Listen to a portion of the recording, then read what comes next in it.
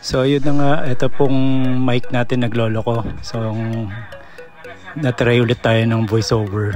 So pakita ko lang na may katabi tayo or kaharap natin ang isang Yadea electric bike. Digis ang gulong niya. Drum brake. Ayan. So daldal tayo ng daldal, yung pala wala tayong mic dito. So yun, ito, pero magkakaroon din to in a while. So pakita ko lang sa inyo na from here nag-ayos tayo ng ng audio natin. Hindi lang natin kagad napapansin na nawala kasi di natin napapanood eh. So ito na yung part na unti-unti umuugong na siya. So yun, itong video na to para dun sa mga hindi nakakalam kung saan ang venue natin sa darating na May 17 guys. So yun, kita-kits tayo dun.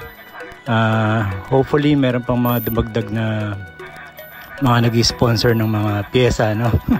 Hindi lang siguro pyesa, okay lang kahit any kind. Kasiyahan lang naman po yun, no?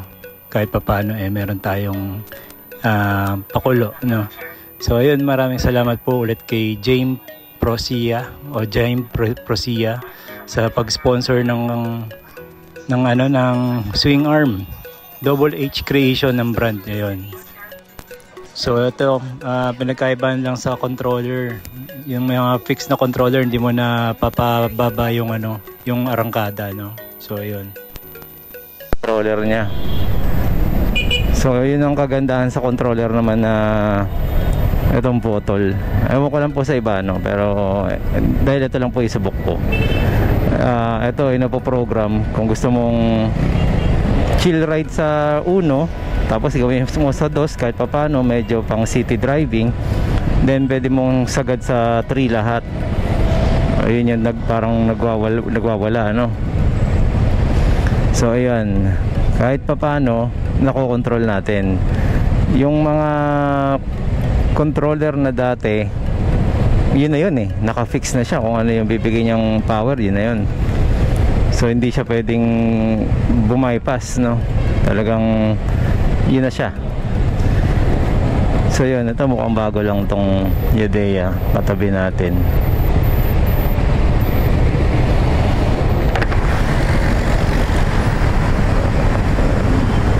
Digis lang yung gulong niya drum brake yung likod. Harapan, tingnan natin yung harapan.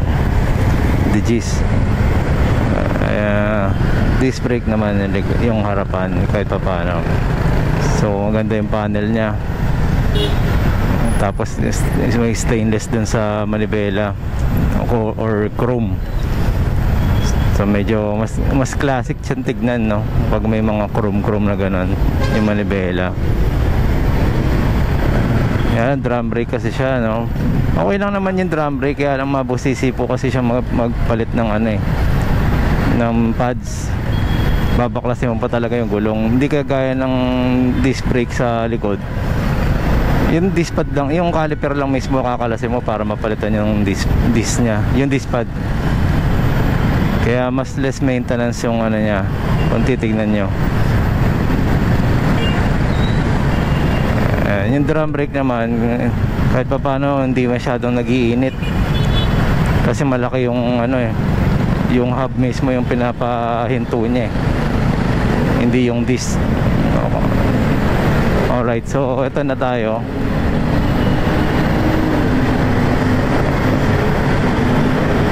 So para sa akin itong WSP okay naman siya kasi yung requirement ko, hatid naman ako sa pupuntahan ko, tapos yung power okay lang din, di naman na tayo mahataw pero kung mahilig ka sa hataw, yun medyo upgrade talaga tayo ng konti sa mga pyesa.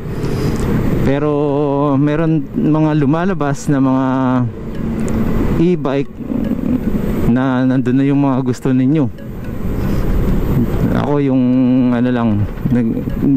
medyo namimili kasi tayo ng ng itsura kahit paano. Yung requirement natin, no? Okay naman yan kung ano man yung requirement ninyo sa paggamit ng service na to, nasa sa inyo po yun. Sa tumawid yung mga pulis. So ito ay Miriam Defensor Santiago Road, na dating pangalan ay Agham. Alright, ito po pupuntahan ko ay ito po yung venue na pupuntahan natin guys sa 17 sa Sabado. Ayan. Sana dire-diretso. Larga na nga tayo. Focus tayo. Medyo nagchichill ride tuloy ako masyado Kasabay lang natin yung Aerox 40 takbo. 50 siguro, mga ganun. 50.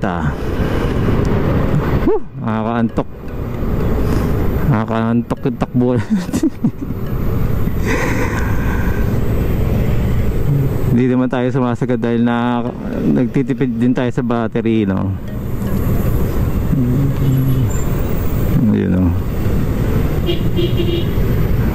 so ito na, pakanan na tayo pa Quezon Avenue.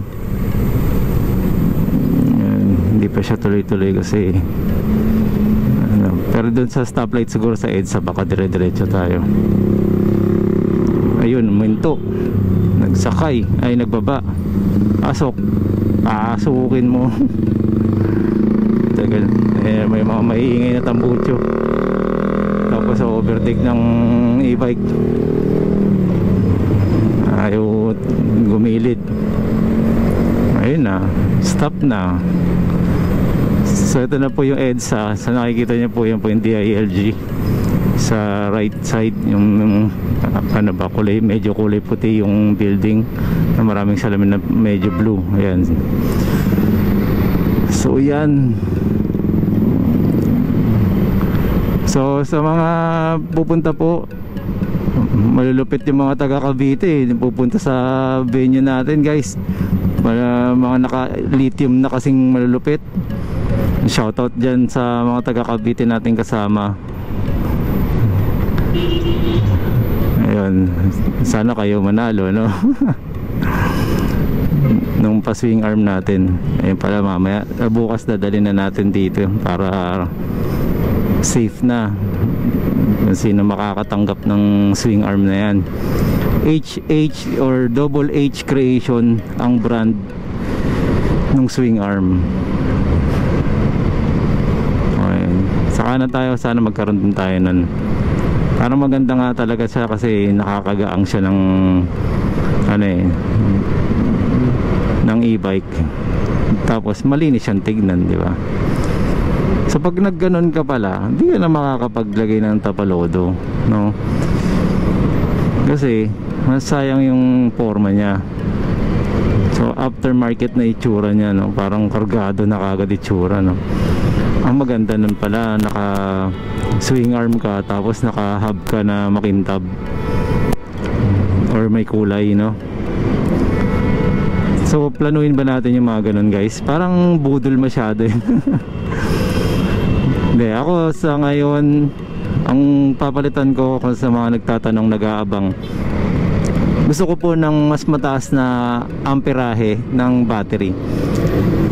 Kasi yung may usok yung ano niya, yung Suzuki ano niya. Bakit may usok agad? EX ba to?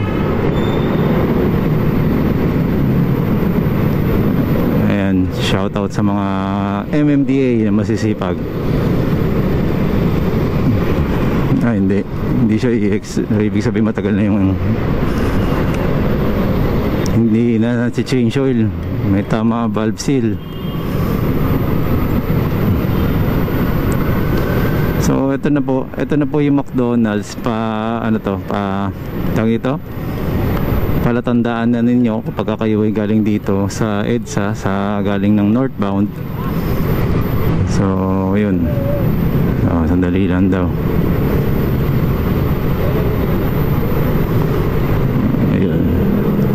So ito na po.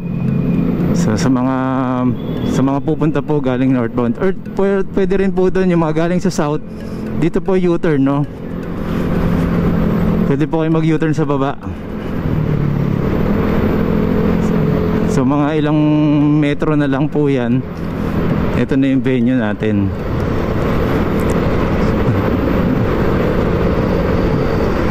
So lagay na lang natin title yung venue natin para mapanood ninyo kung saan man after na Scout Albano.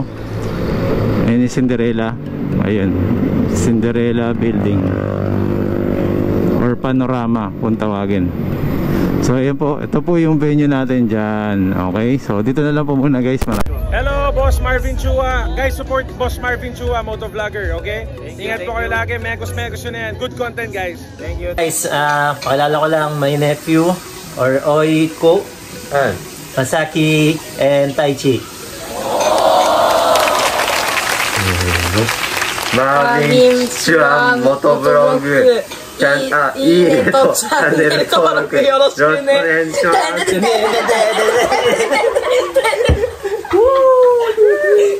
Ayan o, meron na rin tayo dito sa Japan guys. So okay, once again, Marvin Chua Motovlog po. Maraming salamat po. Salamat din po sa mga nag-subscribe. Subscribe, okay. Bulol pa, no? Ayos naman.